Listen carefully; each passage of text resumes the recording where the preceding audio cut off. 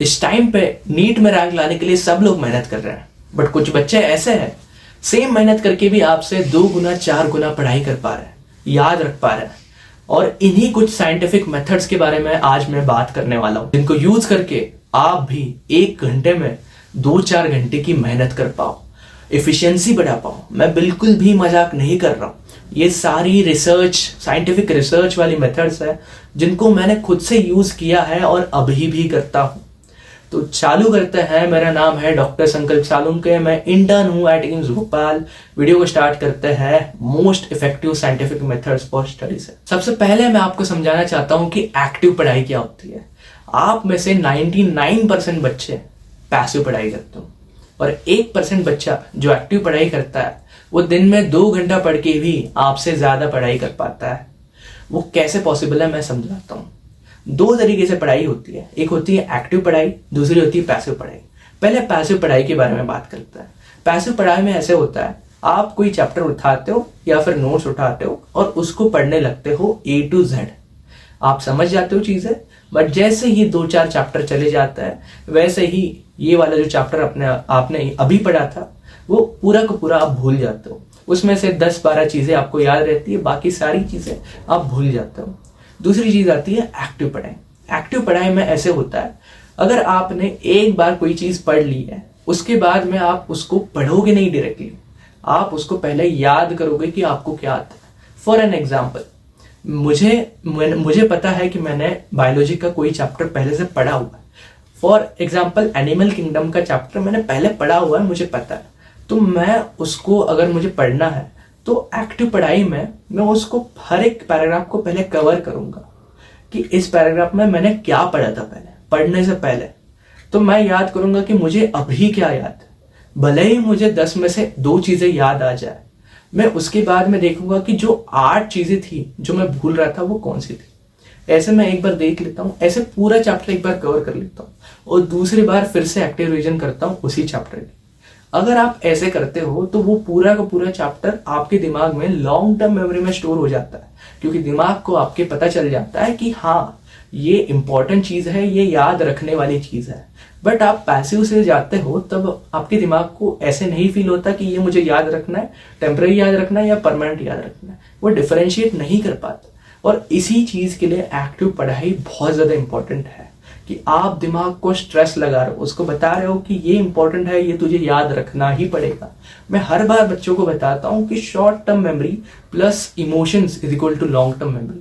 आप कोई भी चीज पढ़ रहे हो उसके अंदर कोई इमोशंस आ जाए, जैसे मैं अभी बताया एक्टिव पढ़ाई में मैं एक एग्जाम्पल दिया कि पैराग्राफ को कवर करना है, 10 में से 2 आपको सही हो गए, 8 आपसे गलत हो गए। 8 जो गलत हो गए आपके मन को लगता है यार मेरे से मिस हो गए, मैं हार गया, मैं लूज हो गया इन 8 चीजों से।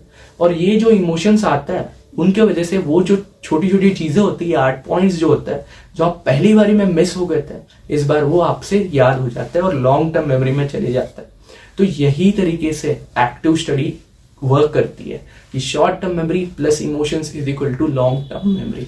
तो एक्टिव स्टडी का एक बेसिक प्रिंसिपल ये है कि दिमाग को सताओ, दिमाग को कंफर्ट जोन में रहने मत दो। उसको जितना ज्यादा तुम टॉर्चर कर सकते हो उतना ज्यादा वो चीजें याद रखेगा। और सेंस बनता है, जिम में अगर तुम ज्यादा जितना मेहनत करते हो उतनी आपकी मसल बढ़ जाती है, सिंपल सी बात है। तो दिमाग को भी आप जितना स्ट्रेस दोगे, जितना उसको याद करने के लिए मजबूर करोगे, उतना वो याद रखेगा भाई। सिंपल लॉजिक है। बट ये चीज मुझे 100% पता है, मैंने बहुत ज्यादा स्टूडेंट्स को गाइड किया है, सबसे मैं सबके साथ कॉन्टैक्ट में रहता हूँ, कोई ये चीज नहीं फॉलो करता है। और कहीं ना कहीं आपको भी पता है, जब एक्टिवली चीजें की जाती है, आपने की है कभी ना कभी लाइफ में, कभी ना कभी आपके पढ़ाई में आपने एक्टिव स्टडी का यूज किया है और वही सारी चीजें आपको ज्यादा याद है। ये चीज को अभी इम्प्लीमेंट करना स्टार्ट करना है हमें, क्योंकि अभी ज्यादा टाइम नहीं है। 11th वाले बच्चे, उनके पास टाइम है, वो अभी से स्टार्ट कर सकते हैं इस टेक्निक को यूज करना। बट जो अभी पेपर देने वाले हैं 25 वाले बच्चे, उनको तो ये यूज करना है, मतलब करना है। नेक्स्ट चीज आते हैं कि एक्टिव स्टडी इंप्लीमेंट करने के लिए क्या क्या चीजें हम यूज कर सकते हैं। सबसे पहली चीज तो है कि मैंने जैसे बताया, गेमिफाई कर दो प्रोसेस को। जब भी आप पढ़ाई कर रहे हो आपको दिमाग को पूछना है। अगर फिजिक्स के नोट्स भी पढ़ रहे हो आप तो फॉर्मूला को याद करो पहले कि क्या था यार, लिख लो, रफ शीट ले लो साथ में, बहुत बच्चे करते हैं ये, बट उनको ये रियलाइज नहीं होता कि वही सही चीज है और वो आपको ज्यादा इम्प्लीमेंट करनी पड़ेगी। वो करते हैं अनइंटेंशनली, अनकॉन्शियसली करते हैं वो, बट उनको उस जो आप उनकी हैबिट है ना उसको बढ़ाना पड़ेगा कि यही सबसे ज्यादा इंपॉर्टेंट चीज है आपके पढ़ाई में और उसको इम्प्रूव करना है, उनको उसको ज्यादा टाइम देना है, ये चीज करनी पड़ेगी। भले ही आपकी पढ़ाई धीरे धीरे हो, ठीक है, जितना धीरे हो कोई दिक्कत नहीं है। अगर आप एक्टिव स्टडी से करते हो तो आपको नंबर ऑफ रिविजन्स कम करने पड़ेंगे। और एक्टिव रिवीजन की खासियत ये है, जब आप 2-3 रिविजन्स लगाते हो, तीसरी रिवीजन इतनी सिंपल हो जाएगी, चौथी रिवीजन इतनी सिंपल हो जाएगी, आप आसानी से आधे घंटे में 10 मिनट में एक चैप्टर को कवर कर पाओगे अगर आपने एक्टिव रीजन से पहले टाइम दिया है उस चैप्टर। पहले एक्टिव रीजन के लिए मान लो कि 5 घंटे 6 घंटे लगे, बट जैसे जैसे आप प्रोग्रेसिवली ज्यादा ज्यादा रिवीजन करते जाते हो एक्टिव रीजन से, वैसे वैसे टाइम सिग्निफिकेंटली कम होते जाता है। 5 मिनट 10 मिनट तक भी आ सकता है वो टाइम। तो ये इंपॉर्टेंस है एक्टिव रिवीजन को इंप्लीमेंट करने का। तो ये मैंने बता दी कि पहली टेक्निक थी कि हमने गेमिफाई कर दिया, कि खुद को पूछना स्टार्ट कर दिया जो भी चीजें हम कर रहे हो उसके लिए। दूसरी चीज ये हो सकती है मॉक टेस्ट लगाना, टेस्ट लगाना। टेस्ट लगा रहे हो इसका मतलब क्या है कि हम क्वेश्चन आ रहा है और क्वेश्चन से हम याद करने का ट्राई कर रहे हैं कि क्या था टॉपिक में, क्या लिखा था। ये भी एक्टिव होगा। इसीलिए लोग बोलते हैं कि मॉक टेस्ट इंपॉर्टेंट है, क्योंकि मॉक टेस्ट आपको दिमाग को वर्क में लाता है। जो भी चीजें दिमाग को वर्क में लाने के लिए मजबूर करती है वो एक्टिव रिवीजन में आती है, एक्टिव स्टडी में आती है। तीसरी चीज आ सकती है आपके पीवाईक्यू सॉल्व करना, क्वेश्चंस लगाना विदाउट पढ़ाई किए। देखिए, ठीक है। तो सबसे बड़ी ब्लंडर जो नीट एस्पिरेंट्स करते हैं वो है कि बायोलॉजी का कोई चैप्टर पढ़ लिया और उसके जस्ट बाद उन्होंने क्वेश्चंस लगा लिए। वो तो कोई भी कर लेगा, वो तो 5th-6th स्टैंडर्ड का बच्चा भी कर लेगा। बट आपको क्या करना है कि पढ़ाई करने से पहले, मतलब आपने 2-3 महीने पहले पढ़ा है चैप्टर, उसके बाद में अभी उसके ऊपर क्वेश्चंस लगाने पहले, और क्वेश्चंस लगाने के बाद में जाके एनसीईआरटी पढ़नी है। ऐसे मैं नहीं बोल रहा कि आपने एक बार भी चैप्टर नहीं पढ़ा उसके बाद में आपको क्वेश्चन लगाना है। मैं बोल रहा हूँ कि अगर पहले आपने एक बार भी पढ़ा है चैप्टर, आप डायरेक्टली जाके क्वेश्चन लगाओ और क्वेश्चन में जो गलतियां आती है उसके हिसाब से आपको चैप्टर को 1 by 1 जाके पढ़ना है। ऐसे आप करोगे तभी आपका फायदा हो जाएगा, क्योंकि आपका टाइम ज्यादा जा रहा है वीकनेसेस पे। पैसिव रिवीजन आप करते हो तब आपका टाइम पूरा जाता है स्ट्रेंथ्स पे। जब कोई भी चीज आपको पता है, आपने पढ़ी है, कोई भी एनिमल किंगडम मान लो जैसे मैंने बता रहा था, तो मैं उसी पे ज्यादा फोकस करूंगा जो मुझे ऑलरेडी आता है जब मैं पैसिव रिवीजन कर रहा हूँ। बट जब मैं एक्टिव रिवीजन करता हूँ तब मैं जो चीजें नहीं आती उन पे फोकस करता हूँ, और इसी से हम जो हमारी 2 महीने की 4 महीने की मेहनत अभी रहेगी, 2 महीने की मेहनत, उसको कन्वर्ट कर सकता है 12 महीने की मेहनत में, कि हम डेंसली पढ़ाई कर रहे हैं, जो नहीं आता उस पर फोकस कर रहे हैं और स्ट्रैटेजीज भी ऐसी लगा रहे हैं जिससे कि हमें चीजें याद हो। फिर टेक्निक आती है निमोनिक्स की। निमोनिक्स कोई नई चीज नहीं है, बट किसी भी एग्जाम्पल्स हो गया उसको आप फॉर ग्रांटेड ऐसे मत लो कि ये मेरे से याद हो जाएगा। निमोनिक्स बहुत ज्यादा इंपॉर्टेंट है, और मोस्ट इंपॉर्टेंटली वो निमोनिक्स आपके खुद के बनाए होने चाहिए।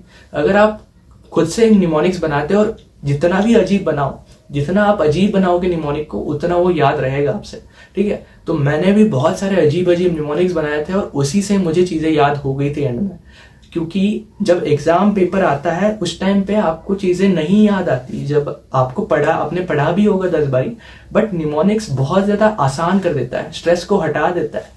जब निमोनिक याद आ जाता है तब आपको ऑप्शंस भी याद आ जाता है, एलिमिनेशन वगैरह खेल सकते हो, ठीक है। तो निमोनिक्स बहुत ज्यादा इंपॉर्टेंट है। नेक्स्ट आता है एक्टिव रिकॉल शीट्स। पहले मैं बता रहा था एक्टिव स्टडी कैसे करता है, उसी का एक पार्ट है एक्टिव रिकॉल शीट्स, जो आपको रट्टा मारने में मदद करेगी।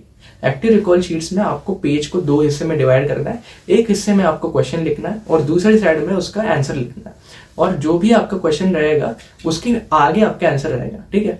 तो मैं कैसे करता था कि आंसर को पूरा कॉलम को कवर कर देता था और क्वेश्चन पढ़ता था, आंसर देखता था, क्वेश्चन पढ़ता था, आंसर देखता था, याद करके देखता था कि सही आ रहा है नहीं आ रहा है, ठीक है। ऐसे करते करते मैं नैरो डाउन करता था कि क्या मुझे आता है, क्या मुझसे नहीं हो पाता, और उसको सर्कल स्टार स्टार करते जाता था। और एंड में जो इकोलॉजी में मान लो कि 120-30 की लिस्ट मैंने बनाई थी पूरी, जो भी स्पीसीज वगैरह हो गए, नंबर्स वगैरह हो गए, उन सब चीजों की वो नैरो डाउन करके 5-10 पे आगे थे कि ये मेरे से नहीं आता, मैं बार बार भूल जाता हूँ, और एग्जाम के पहले मैंने उतना ही पढ़ के मैं गया था इकोलॉजी में। तो ऐसे करके नैरो डाउन करना है। सेम चीज आपको रिएक्शंस के लिए कर सकते हो, ऑर्गेनिक केमिस्ट्री की सेम चीज आप कर सकते हो फिजिक्स के फॉर्मूला में। एक साइड में नाम लिख लिया फॉर्मूला का, दूसरी साइड में आप लिख दिए फॉर्मूला को, और कवर करते करते आप शीट कवर करते जाओ, ऐसे कर सकते हो। तो ये एक्टिव रिकॉल शीट हो गया। नेक्स्ट आता है फाइनमैन टेक्निक। फाइनमैन टेक्निक में ऐसा होता है कि आपको कोई भी डिफिकल्ट आपको जो लगने वाली कंसेप्ट है वो किसी को पढ़ानी होती है। वो जरूरी नहीं है कि वो लिविंग ऑब्जेक्ट हो, आप नॉन लिविंग थिंग्स जैसे कि पिलो हो गया, आपका कोई टेडी बेयर वगैरह हो गया, उसको आप पढ़ा सकते हो कि जो भी आपको डिफिकल्ट लग रहा है आप पहले पढ़ोगे अच्छे से और उसको समझा दो कि ऐसा ऐसा है। जब आप ऐसे करके पढ़ाते हो उससे वो चीज आपके लॉन्ग टर्म मेमोरी में ज्यादा बैठ जाती है। तो ये बस डिफिकल्ट चीजों के लिए, जो टाइम कंज्यूमिंग चीज है उनके लिए आप कर सकते हो, जैसे कि आपका टाइम थोड़ा बच जाए। नेक्स्ट चीज आती है बोनस, जो कि सबसे इंपॉर्टेंट है। ये वीडियो के एंड में बोल रहा हूँ क्योंकि ये ऑब्वियस ही चीज है, बट ऑब्वियस होके भी कोई नहीं करता। एक रेगुलर स्लीप पैटर्न, आपको सेम टाइम पे सोना है, सेम टाइम पे उठना है। ये मैंने वीडियोस में बहुत बार बोली है, बट इसका इंपॉर्टेंस मैं एम्फेसिस नहीं कर पाता ज्यादा, क्योंकि ये one of the most important चीज है स्लीप। अगर आपकी स्लीप नहीं हो पाती, दिन भर आपका खराब जाता है और आपकी इफिशियंसी कम हो जाती है। क्या मतलब है, अगर आप 10 घंटे पढ़ाई करके भी किसी से 5 घंटे इतनी पढ़ाई कर रहे हो तो कोई लॉजिक नहीं है उसका। आपका ही मतलब हेल्थ कम हो रहा है, डिग्रेड हो रहा है और आपकी मेहनत भी ज्यादा हो रही है।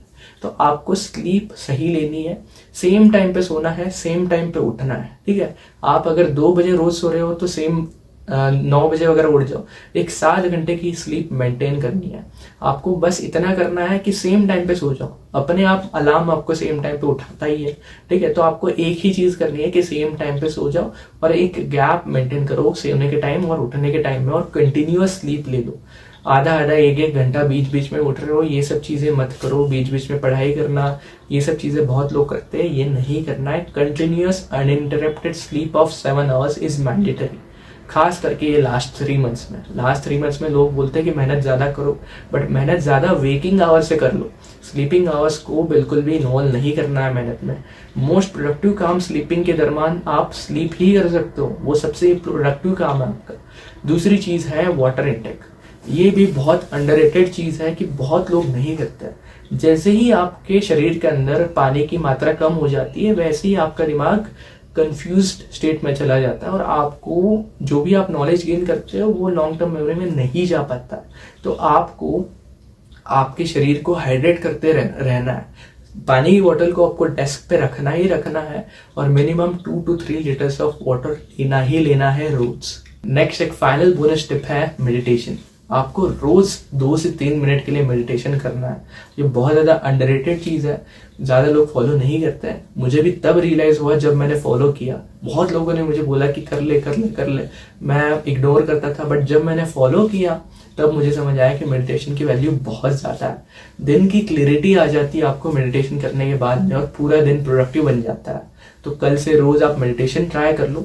यूट्यूब पे सर्च करना है गाइडेड मेडिटेशन करके, आपको वीडियोस मिल जाएगी। वो बस चला के रखना है, हेडफोन लगाना है और बैठ जाना है, कुछ नहीं करना है आपको। तो वीडियो को अभी एंड करते हैं। मैं सारे कमेंट्स आपके पढ़ता हूँ, रिप्लाई करता हूँ, तो नीचे जाके कमेंट कर देना।